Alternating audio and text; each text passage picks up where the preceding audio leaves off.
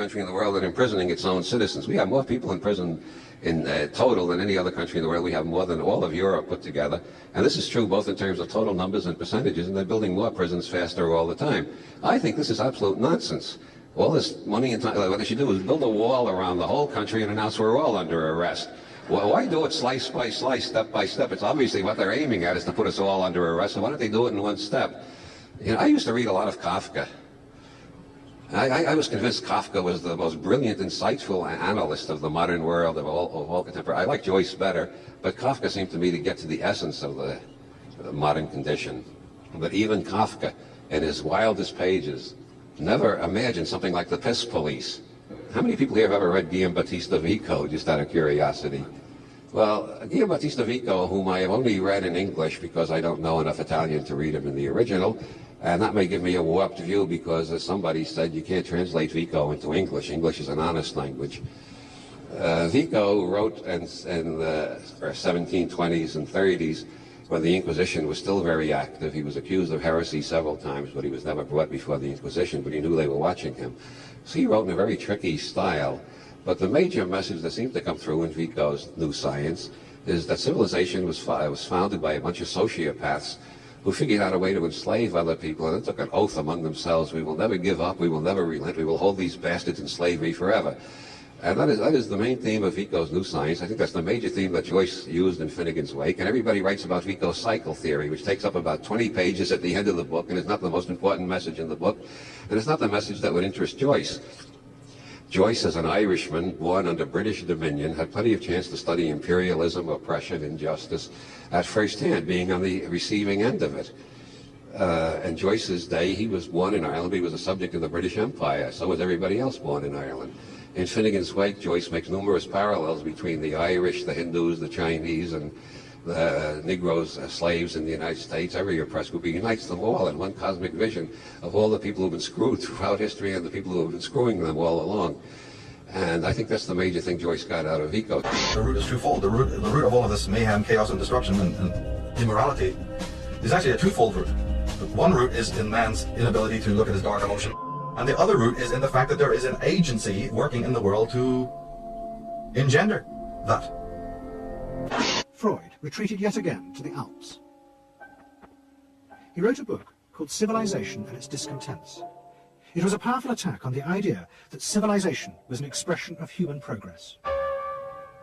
Instead, Freud argued, civilization had actually been constructed to control the dangerous animal forces inside human beings. What was implicit in Freud's argument was that the ideal of individual freedom, which was at the heart of democracy, was impossible. Human beings could never be allowed to truly express themselves because it was too dangerous. They must always be controlled and would thus always be discontent. We don't really think that man is not immoral. We don't really think that man of his own nature will run around, fighting wars and building napalm bombs and all that. So maybe there's something else going on. Finally, the human race is waking up to the fact that, yes, that's right. Somebody has kickstarted this and maintains it through the perpetuation of people's false allegiances and all the rest of it. And I'm very happy and glad to see that taking place, this removing of the lid. Freud's American nephew, Edward Bernays. Bernays was the first person to take Freud's ideas about human beings and use them to manipulate the masses. And never forgetting also that there is this other unseen hand that knows absolutely what consciousness is. Who are experts in that fact. You're walking around couldn't care less. You're waiting for the next movie to come out, the next fashion and all that, what Hollywood's going to do next. But there's people there who have a thorough understanding of human consciousness, human psyche, human libido, and they're working on it 24/7 to feather their own nests and also to keep man in servitude, man whom they think is their creation. They think of man as just being one of their own, like somebody treats a pet. If you actually watch how people mostly treat their pets, when you really watch it, you'll find that the pet is a slave. Well, we have people ruling the society who think of human beings as pets and slaves. Yeah, they provide you some food and they take you for a walk now and again, but they basically you are a pet and you'll be told where to sit and where to go and what to do. That should be obvious to people by now. But these individuals don't really have any fear of us. Well, they do have fear of us to the extent that they know if we were awakened what we can do. I'm deeply troubled that the very vague, emotionless stated, semi-theologically defined diagnosis of the central global menace is obscuring our national ability to comprehend the historically unprecedented challenge which is being posed in our time by a massive global political awakening, and thus is obstructing our ability to deal effectively with the global political turmoil that this awakening is generating. No official of my administration, whether his rank is high or low, civilian or military, should interpret my words here tonight as an excuse to censor the news, to stifle dissent, to cover up our mistakes, or to withhold from the press and the public the facts they deserve to know. For we are opposed around the world by a monolithic and ruthless conspiracy that relies primarily on covert means for expanding its sphere of influence, on infiltration instead of invasion, on subversion instead of elections, on intimidation instead of free choice, on guerrillas by night instead of armies by day. It is a system which has conscripted vast human and material resources into the building of a tightly knit, highly efficient machine that combines military, diplomatic, intelligence, economic, scientific, and political operations. Life is filled with interesting things. That's why I could never commit suicide. I'm having too much fun, keeping an eye on you folks, watching what you do. Human behavior, that's what I like. Humans do some really interesting things. Like, besides killing ourselves, we also kill each other. Murder. And we're the only ones who do that, by the way. Humans are the only species on Earth that deliberately kills members of another species for personal gain. Or pleasure. Sometimes it's just fun. We're also the only species that deliberately kills members of another species for personal gain. Or pleasure. That's what hunters do. They kill for pleasure. That's us. Human beings. Interesting folks. Murderers. Here's an interesting form of murder we come up with. Assassination. You know what's interesting about assassination? Well, not only does it change those popularity polls in a big fucking hurry, but it's also interesting to notice who it is we assassinate. You ever notice who it is? Stop to think of who it is we kill. It's always people who've told us to live together in harmony and try to love one another. Jesus, Gandhi, Lincoln, John Kennedy, Bobby Kennedy, Martin Luther King, Medgar Evers, Malcolm X, John Lennon. They all said, try to live together peacefully. Bam! Right in the fucking head. Apparently we're not ready for that. Yeah, that's difficult behavior for us. Not too bright, folks. Not too fucking bright.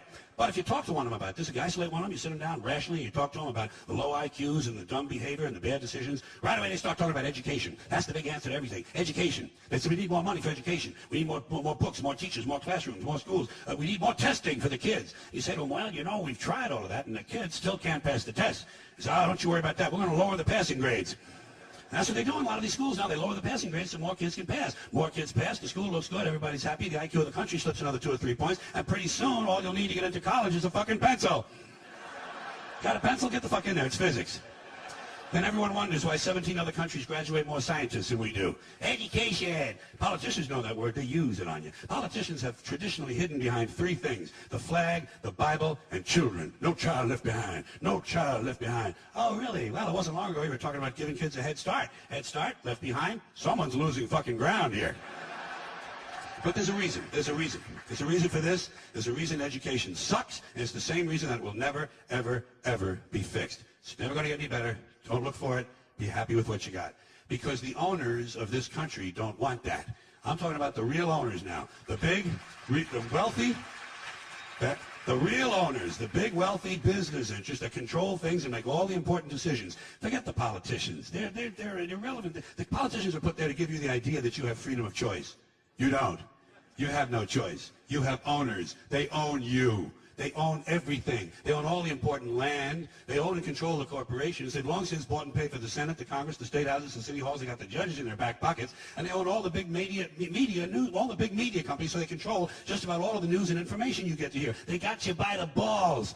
They spend billions of dollars every year lobbying to get what they want.